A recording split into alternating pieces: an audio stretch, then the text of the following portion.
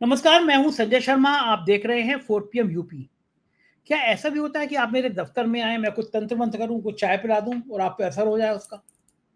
तांत्रिक विधा में ऐसी चीजें आती हैं। लोग बताते हैं कि कहते भी हैं गांव देहात में कि उसके हाथ का कुछ मत खा लेना, सफेद चीज मत खा लेना। ऐसी बातें हैं। वैज्ञानिक दृष्टिकोण इन सबका खंडन करता है, लेकिन तांत्रिक विधा होती है, ये ज्योतिष मानता है। अब मेरे को तो ज्योतिष में रुचि है। राजीव नारायण जी आते हैं मेरे यहाँ तो शो करते हैं।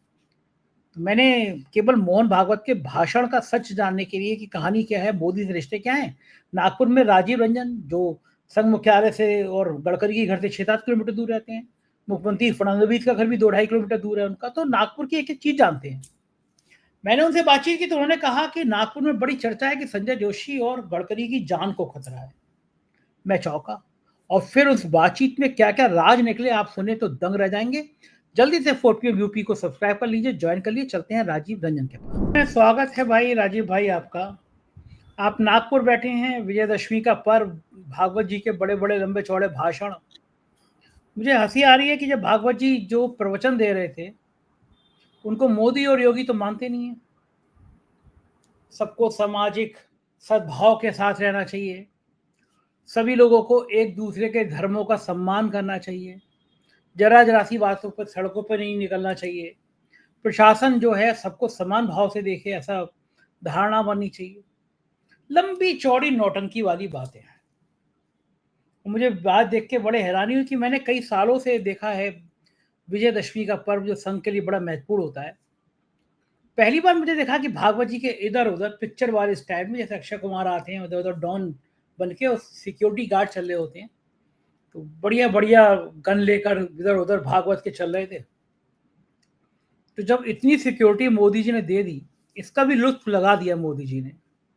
अब मैंने देखा था मुलायम सिंह यादव को माना जाता था कि वो धरती पुत्र कहते थे, क्योंकि बड़ी मेहनत किया करते थे जिंदगी में, पाश्चात्य संस्कृति से दूर रहा करते थे। लेकिन फिर बाद में एक अमर सिंह नाम के मित्र उनके बन गए, और फिर अमर सिंह ने उनको बॉलीवुड की जिंदगी भी दिखा दी। उसके बाद मुलायम सिंह की राजनीति काफी बदली, तो इनकी जिंदगी में भी, भागवत की जिंदगी में मोदी जी आ गए। तो वो संघ के प्रचारक जो दफ्तर में खिचड़ी बना के खाते थे, वो जमीनों का धंधा करने लगे। लखनऊ में एक क्षेत्रीय संगठन मंत्री बीजेपी के आए, बड़े एक बड़े बेसहाय साहे साहब बड़ा बेसहाय कर गए लोगों को, उनके संग धंधे में लग गए। करोड़ों की जमीनों के सौदे हो गए, इनकम टैक्स में छापा मारा, 500-600 करोड़ की जमीन जब्त हुई। और साहे साहब आजकल तरह तरह की कहानियां बताते हैं, हमने कि ये कर दिया, उसका अफसर का ये कर दिया। तो पीछे संघ के संगठन मंत्री। तो संघ के लोग इस तरह दफ्तर में धंधे हो गए, क्योंकि हर जिले में 5 स्टार होटल जैसा संघ का दफ्तर बन गया। तो मोदी जी भी अमर सिंह की तरह आ गए भागवत की जिंदगी में।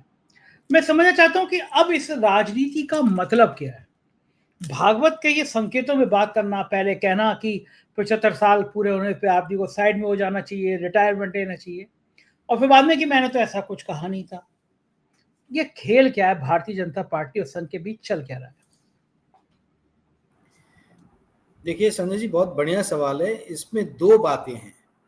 पहली चीज तो ये कि जो नेपाल में घटनाएं हुई हैं विगत एक महीने के अंदर में, उससे ना केवल भारतीय जनता पार्टी बल्कि संघ भी अंदर से हिला हुआ है। और ये जो भय और डर जो है, आज के भाषण में आपको उसका पुट जो है, वो प्रतिबिंब जो है वो नजर आया है। आपने 11 साल से लोगों के घर जो हैं वो बिना कोर्ट कचहरी में केस में फाइनल डिसीजन आए, आपने बुलडोजर के माध्यम से जो है पूरा का पूरा घर आपने गिरा दिया। आपने लोगों को इस तरीके से परेशान किया है कि लोगों के घर ले लिए गए वहां मंदिर के लिए कॉरिडोर बनाने के नाम पे। तो ये बात जो आज की गई है वो ऐसी है कि 100 चूहे खा के बिल्ली चली हज को। आपने जो एक लाइन बोला शुरुआत में कि ना तो योगी मानते हैं ना मोदी मानते हैं, तो ये मोहन जी भागवत ने किसके लिए भाषण दिया है? जो आज का भाषण हुआ है किसके लिए हुआ है? ये आज का भाषण मोदी, योगी और पूरे भाजपा के लिए ही उन्होंने दिया है। उन्होंने संकेत में समझाया है कि जो नेपाल में हो रहा है और जिस तरीके से आतताई के रूप में आप लोगों का एक इमेज क्रिएट हो रहा है, ये टाइम है, रहते संभल जाओ। ये अगर नहीं आप संभले तो फिर इसके विनाशकारी परिणाम जो है वो ना केवल नेताओं को बल्कि पूरी पार्टी को झेलना पड़ेगा। प्रॉब्लम ये हो गई है अभी ऐसा संजय जी कि भारतीय जनता पार्टी के अंदर में दो फाड़ हो गए हैं, ठीक है। और एक बहुत बड़ा जो तबका है जो सीनियर लोगों का है, जिसमें मुरली मनोहर जोशी जी आते हैं, जिसमें लाल कृष्ण आडवाणी हैं और इनके चाहने वाले जो लोग हैं, ठीक है, शहनवाज हुसैन हुए, नितिन गडकरी हुए, ये एक अलग गुट है। दुख की बात यह है कि इस गुट के अंदर में एकमेव नितिन गडकरी को छोड़ दे तो आज की डेट में कोई भी व्यक्ति जो है वो मेन फोकस में नहीं है, वो पावर के उसमें नहीं है, डोमेन में नहीं है। तो मोहन भागवत की बात मानने वाला यही गुट है। दूसरा जो गुट है वो तो पूरे कैपिटलिस्ट पूंजीवादी लोगों के साथ में बैठा हुआ है। जो मोदी बोल लीजिए आप, अमित शाह बोल लीजिए, जो गुजरात लॉबी जो है वो पूरी तरीके से जो है वो आप ये समझ लीजिए कि आरएसएस के हाथ से बाहर लगभग निकल चुकी है। और इनको ये लगता है कि देश की पूंजी जो है और पूंजीवादी लोग जो है वो हमारे साथ में खड़े हैं, तो हम अपना संगठन बना डालेंगे, हमें किसी बात का भय नहीं है। और बार बार मोहन भागवत जो है वो कई बार आह्वान कर चुके हैं, इशारा कर चुके हैं, परंतु ऐसा समझ में नहीं आ रहा कि भाई इस मतलब उनके सारे आह्वान भी जो हैं वो डी फेयर पे जा मतलब उस पर कोई असर ही नहीं पड़ रहा है। और ये आपको मैं अंदर की बात बता रहा हूं कि मतलब नागपुर के अंदर में ये बहुत गर्म चर्चा है कि नितिन गडकरी जी जो हैं उनके जो चाहने वाले लोग हैं, कई लोगों से जो है मुझे एक ही तरीके के संदेश मिले, मैसेज मिला है कि गडकरी साहब की जीवन को खतरा है। बात यहां तक बढ़ गई है, ये अंदर की बात है। मुझे लोगों ने भेजे हैं उनकी कुंडली कि आप कृपया करके राजीव नारायण शर्मा जी को ये बढ़ाइए कुंडली गडकरी साहब की और संजय जोशी की, और दिखाइए कि कहीं इनके ऊपर में घात तो नहीं हो सकता है। ये मैं आपको अंदर की बात बता रहा हूं। ये किसने भेजा? मतलब नागपुर के लोग हैं? नागपुर के गडकरी साहब के चाहने वाले जो लोग हैं, उनके जो करीबी लोग हैं, उन लोगों को ये लग रहा है, वो ये बोल रहे हैं कि जो जो व्यक्ति जाके पीएमओ में चाय पिया है, बिस्किट खाया है, उन सबको कैंसर हो गया है। तो अभी तो सुनने में आया, ऐसा बताया जा रहा है कि गडकरी साहब जो है वो तो जा भी नहीं रहे पीएमओ, चाय पीने छोड़ दिया उन्होंने इस भय में। तो मतलब ये आपको मैं जो बात जो नागपुर में गर्म चर्चा है उसके बारे में मैं आपको ये सारी चीजें बता रहा हूँ, ठीक है। आप कह रहे हैं चाय पे चर्चा इतनी भारी हो गई कि उन सबकी मौत हो गई एक। अरे आप देखिए ना, मुझे ये बताइए, कैंसर जो है किसी भी जूनियर टाइप के लीडर को हुआ ही नहीं आज तक भाजपा के अंदर में। अनंत कुमार कैंसर से गए, सुषमा स्वराज कैंसर से गई, सुशील मोदी कैंसर से गए, मनोहर पर्रिकर कैंसर से गए। आप मेरे को नाम, मैं आरोप नहीं लगा रहा हूं, पर जो यहाँ पे लोगों का संशय है, ऐसे तो अरुण जेटली भी, वो तो मोदी जी के करीबी, अरुण जेटली नहीं, अरुण जेटली भी गए, बिल्कुल। अरुण जेटली जी जो है किसी वक्त में करीब थे, गडकरी जी भी करीब थे, राजनाथ सिंह भी करीब थे। यही लोग तो थे जिन्होंने नरेंद्र मोदी को जो है वो बोला था कि भैया ये पीएम के कैंडिडेट 2013 में रहेंगे, ठीक है। तो ये कहना पीएमओ की चाय से क्या मतलब है? आपका मतलब है कि कुछ तांत्रिक वांत्रिक क्रियाएं, एक दिन आप बता रहे थे कि मोदी। देखिए, मैंने पहले भी आपके इसमें बताया है कि मुझे बहुत ही करीबी लोगों ने बताया है कि नरेंद्र मोदी तंत्र मंत्र विद्या के बहुत ही पारंगत व्यक्ति हैं, विशेषज्ञ हैं। ऐसा मुझे बहुत ही खुफिया सूत्रों ने मेरे बताया है, ठीक है। अब मैं ये नहीं बोल रहा, आपकी बातों में मजा इसलिए आ रहा है कि आपके घर से संघ मुख्यालय कितनी दूर होगा? कितने, 2 किलोमीटर 3 किलोमीटर? नहीं, 8 किलोमीटर के आसपास में, 2 किलोमीटर फडणवीस जी का घर है। हाँ, मोहन भागवत जी जहाँ रहते हैं वो आपके घर से और उनके घर के बीच में 8 किलोमीटर की दूरी। 8 किलोमीटर तो होता नहीं, हमारे घर से हजरतगंज चले जाओ तो 8 किलोमीटर हो जाता है, गोमती नगर से हजरतगंज 8 किलोमीटर तो कुछ होता ही नहीं है। दूसरा बात, गडकरी साहब आपके घर से कितनी दूर रहते हैं? गडकरी साहब पहले 2.5 किलोमीटर था घर, अभी एयरपोर्ट के पास चलेंगे तो होगा 8-9 किलोमीटर होगी। 8 नागपुर बड़ा शहर किलोमीटर दूरी पे संघ मुख्यालय है, 8 किलोमीटर की दूरी पे गडकरी साहब हैं, फडणवीस साहब 2-2.5 किलोमीटर, 2 किलोमीटर। यानी एक देश का एक ऐसा पत्रकार जो खोजी पत्रकार है, राजीव रंजन सिंह जिसका नाम है, वो अंदर की खुफिया खबर भी निकाल लाता है। वो संघ मुख्यालय से मोहन भागवत जी जहाँ खाना खाते हैं, जहाँ चिंतन करते हैं, जहाँ सोते हैं, उनसे 8 किलोमीटर की दूरी पे गडकरी साहब जो वेटिंग इन प्राइम मिनिस्टर है, उनके घर से 8 किलोमीटर की दूरी पे, और मुख्यमंत्री फडणवीस के घर से 2-2.5 किलोमीटर की दूरी पर नागपुर के सीनियर जर्नलिस्ट में राजीव रंजन का नाम आता है। तो ये तो मैं मान सकता हूँ कि आपके पास जानकारियों का इतना बड़ा खजाना होता है। चूंकि मेरी ज्योतिष विद्या में रुचि भी है, अध्ययन भी है और करता भी शो हूँ। एक बड़ा वर्ग जो है उसको खराब कहता है, एक बड़ा वर्ग प्रशंसक है, अलग अलग विषय। मेरा ज्योतिष में रुचि है, मैं मानता भी हूँ। ऐसा व्यक्ति कह रहा है कि नागपुर में चर्चा है, इस बात की चर्चा है कि गडकरी की जान को खतरा है और वो बिल्कुल प्रधानमंत्री कार्यालय में चाय पीने नहीं जा रहे हैं। बिल्कुल। वो लोग कहते हैं, मुझसे कई लोगों ने कहा कि नेताओं के यहाँ ये होता है कि भैया उनके घर का जो ज्योतिष में तांत्रिक क्रियाओं में माना जाता है कि उसका कुछ छुआ खा मत लेना, उसके इस तरह की बातें की जाती हैं। तो मतलब प्रधानमंत्री कार्यालय की घर की चाय के लिए भी मैं ये बिल्कुल कह रहा हूँ कि बिल्कुल यकीन मत करिए इस बात पर। मैं सब दर्शकों से कह रहा हूँ, एकदम यकीन मत करिए। लेकिन कभी कभी होता है कि जब समाज में ये चर्चाएं फैल जाती हैं तो उसका बड़ा महत्व होता है। अब आपके सामने हमारे साथी राजीव रंजन, हमारे तमाम दर्शकों से मैं कह रहा हूँ, आपके सामने हमारे मित्र राजीव रंजन जो इतनी इंपॉर्टेंट जगह पे रहते हैं, और वो कह रहे हैं नागपुर में, यानी नागपुर मतलब संघ मुख्यालय जहाँ भागवत ने भाषण दिया था, भागवत जी ने भाषण दिया था, वहां पे बैठा आदमी कह रहा है कि नागपुर में चर्चा है कि प्रधानमंत्री के कार्यालय में गए, चाय पी और गए, और फिर वो एक लंबी लिस्ट निकाल रहे हैं कैंसर वालों की।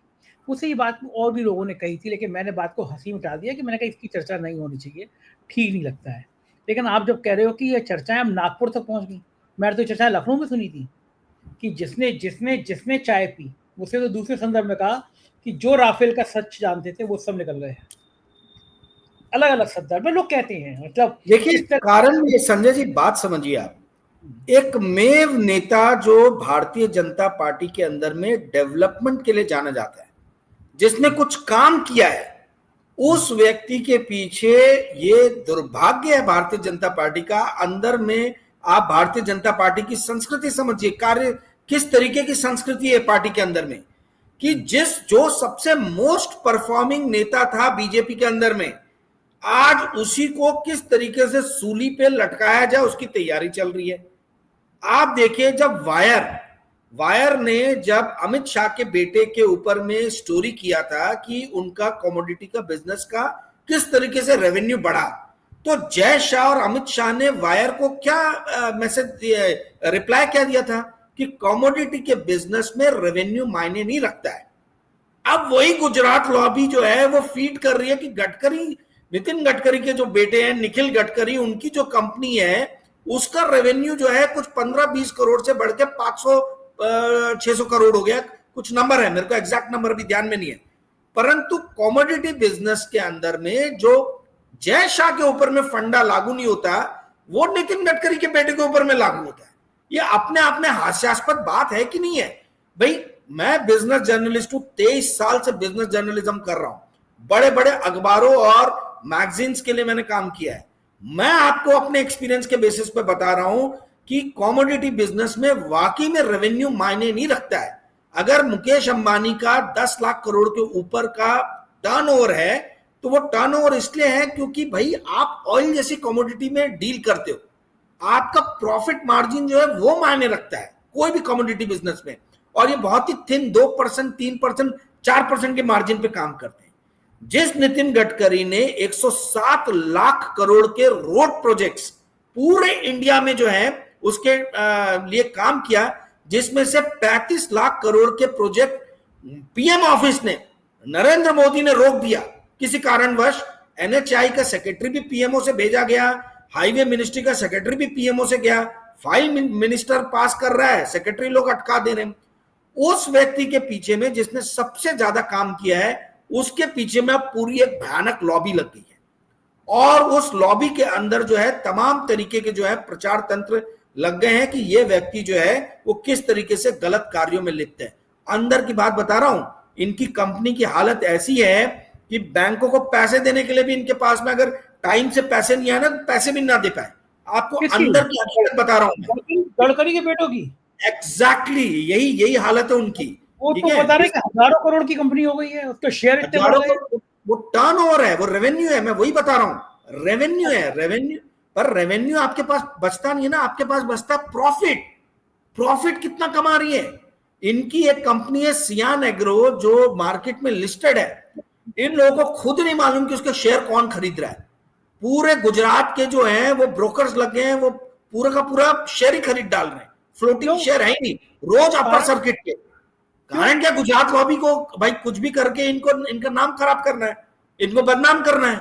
तो गुजरात वो शेयर जो भी फ्लोटिंग शेयर है खुद ही खरीद बेच के खरीद ले रहे हैं वो लोग। इनको खुद को नहीं मालूम है कि कौन खरीद रहा है शेयर। मेरे 20 दिन अपर सर्किट लगा है गडकरी के, जो निखिल गडकरी की जो कंपनी है, शेयर का रेट बढ़ेगा तो कंपनी की वैल्यू बढ़ेगी। हाँ, और उसके वैल्यू बढ़ेगी तो बदनामी होगी कि कंपनी इतनी ओके इतनी बड़ी होगी। और दूसरा फिर इंक्वायरी बैठेगी, सेबी इंक्वायरी करेगा कि ये कौन है भाई, ये कैसे के सियान एग्रो के शेयर जो है 25 दिन से लगातार जो है अपर सर्किट मार रहे हैं। ये संजय जी, मैं अपने प्यारे 4PM के दर्शकों के लिए बता देना चाह रहा हूं कि बहुत बड़े लेवल की साजिश अंदर चल रही है। ठीक है, मेरे को गडकरी साहब से कोई लेना देना नहीं है, ना उनके बेटों से मैं आज तक मिला हूं, ना मेरे को 1 रुपए का महाराष्ट्र गवर्नमेंट से काम है, ना भारत सरकार से काम है, ना नितिन गडकरी से काम है, किसी से कोई वास्ता नहीं है। परंतु मैं जो नागपुर के अंदर में गर्म चर्चा है उससे मैं दर्शकों को अवगत कराना चाहता हूं, क्योंकि आप लोगों को यह भी पता होना चाहिए।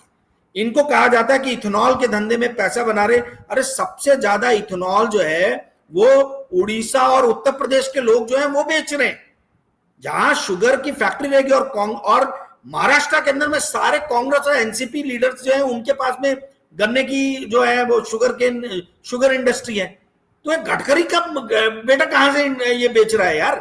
33 कांग्रेस के मिनिस्टर्स हैं, नेता हैं, जो आज की डेट में इथेनॉल में टेंडरिंग में पार्टिसिपेट कर रहे हैं, ये मेरे को जानकारी मिली है। तो एक आप गडकरी को निकाल रहे हो, छुटपुट सा कुछ 1% भी नहीं होगा, 2% जो बेच रहा, पर इथेनॉल स्कैम ऐसा बना दिया है कि नितिन गडकरी पूरा का पूरा कोई इथेनॉल का स्कैम करने बैठे हैं। ये बहुत बड़ा दुष्प्रचार तंत्र जो है वो भारतीय जनता पार्टी का जो सबसे परफॉर्मिंग लीडर था, जिसने 11 साल में सबसे ज्यादा काम किया, उसके इमेज को टार्निश करने के लिए चलाए। इसी को राजनीति कहते हैं। मेरे प्यारे 4PM के दर्शकों, इस बात को समझिए, जिस व्यक्ति ने 2014 से लेकर 2019 तक सबसे बेस्ट परफॉर्म किया इस गवर्नमेंट के बाद, और 2019 में आने के बाद में गुजरात लॉबी ने बैंड बजा दी इनकी, और 2000 और उसमें बहुत बड़ा श्रेय जो है वो 4PM को भी दिया जा रहा है, संजय जी, मेरे को और आपको, कि जो हमने संजय जोशी का नाम जो है, जो हमने एक्सपोज, मतलब जो बताया हमने, अगर हम नहीं बताते तो शायद आज संजय जोशी सही में भारतीय जनता पार्टी के अध्यक्ष रहते। अब लोग जो है मेरे को बददुआ दे रहे नागपुर में कि ना 4PM में बोलते और ना जो है ये संजय जोशी जो है वो ये बनते। तो कहने का अर्थ ये है कि पूरी तरीके से गुजरात लॉबी सक्रिय हो गई है। 4PM देखते हैं लोग, और इनको ये समझ में आ रहा है कि भाई इन लोगों के बारे में बात हो रही है, क्योंकि वैकल्पिक मीडिया में ही बात हो रही है। जो मेन स्ट्रीम मीडिया वो तो सिर्फ मोदी गुणगान कर रहा है, सच्चाई कोई बता नहीं रहा है। ठीक है, तो सच्चाई जो है ये मैंने आज दर्शकों के सामने रखा है। आप देखिए, अंजलि दमानिया जी जो आम आदमी पार्टी की एक टाइम में लीडर थी 2014 में, जिन्होंने नागपुर से इलेक्शन लड़ा था नितिन गडकरी के खिलाफ में 2014 में, उन्होंने भी 4-5 दिन पहले खुलासा किया कि इथेनॉल का बहुत बड़ा स्कैम हुआ, बहुत बड़ा। उन्होंने बोला मैं 17 अलग अलग एडिशंस में निकालूंगे, ऐसे मुझे पता चला।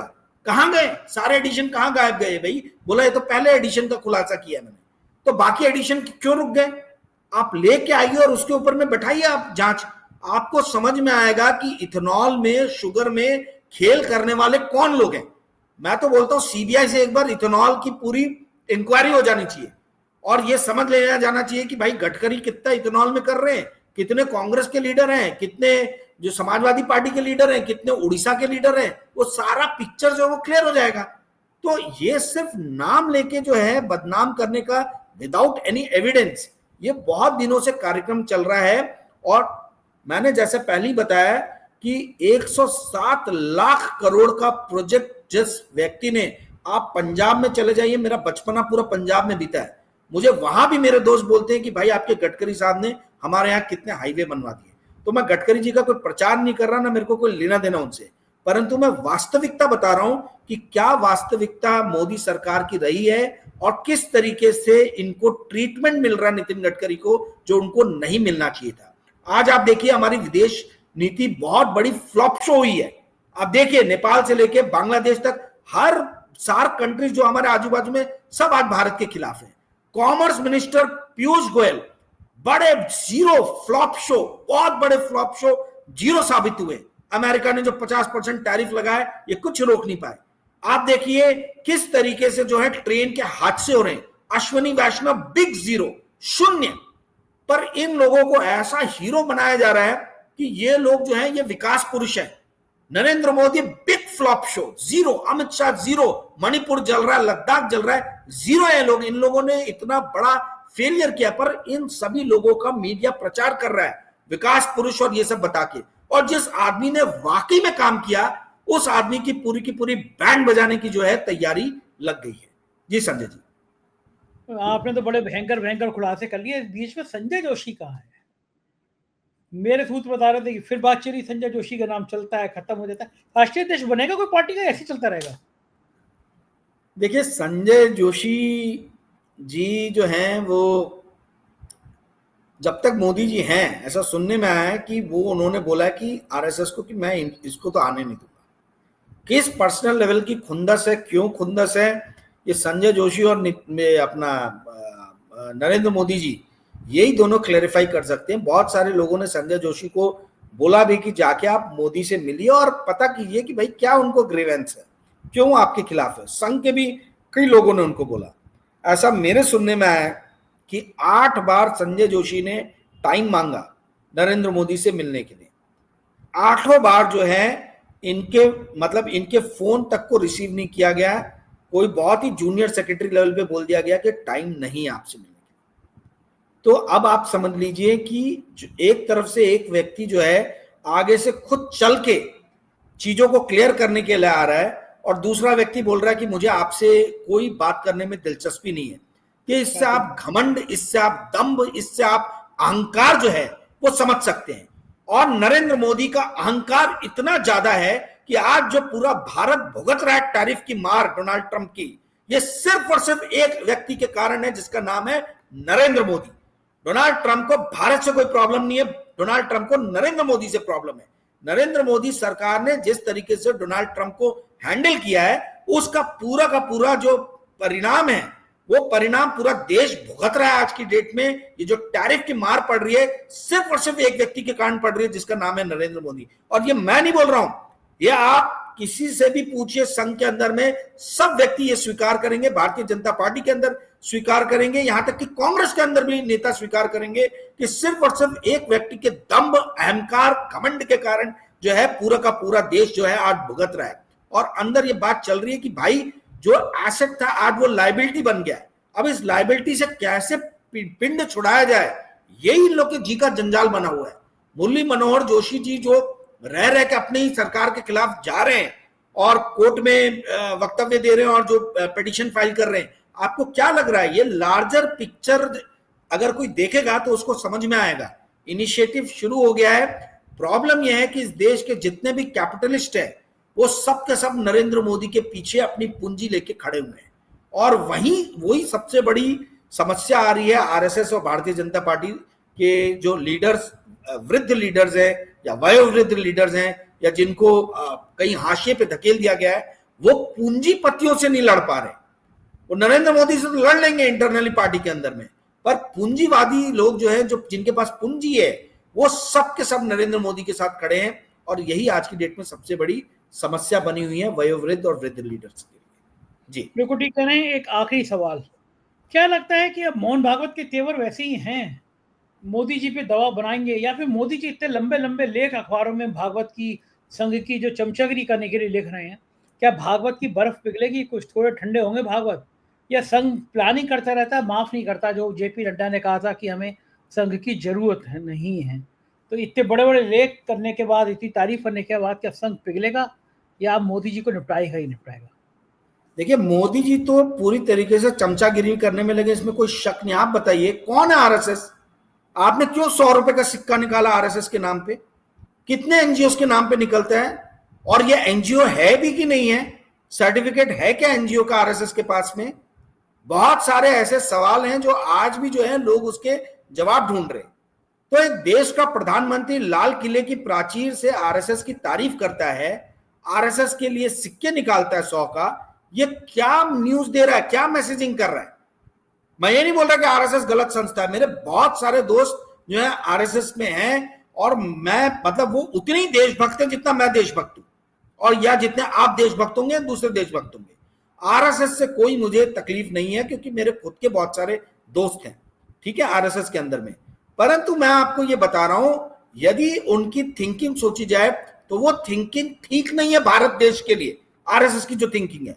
और ये चीज मोहन भागवत जी को बहुत बार समझाया गया है, तब जाके मोहन भागवत जी आज की डेट में जो है ये भाषण देने लगे हैं कि समाज में कोहेशन होना चाहिए, समाज अलग नहीं जाना चाहिए। इस चीज से जो भारतीय जनता पार्टी के अंदर में एक्सट्रीमिस्ट फैक्शन है, जो नरेंद्र मोदी कहीं ना कहीं उस एक्सट्रीमिस्ट फैक्शन को लीड करते हैं, वो लोग के अंदर में अंदर ही अंदर कहीं जो है वो कंपन पैदा हो रखी है, और वो लोग किसी भी तरीके से पैचअप करना चाह रहे हैं। समस्या ये है भारत के अंदर में कि पॉलिटिकल एनालिसिस करने वाले भी बहुत कम लोग हैं। जो आरएसएस या बीजेपी के लोग बताते हैं ऊपर ऊपर में बड़े लेवल पे, वो लोग वही जाके टीवी पे बोल देते हैं।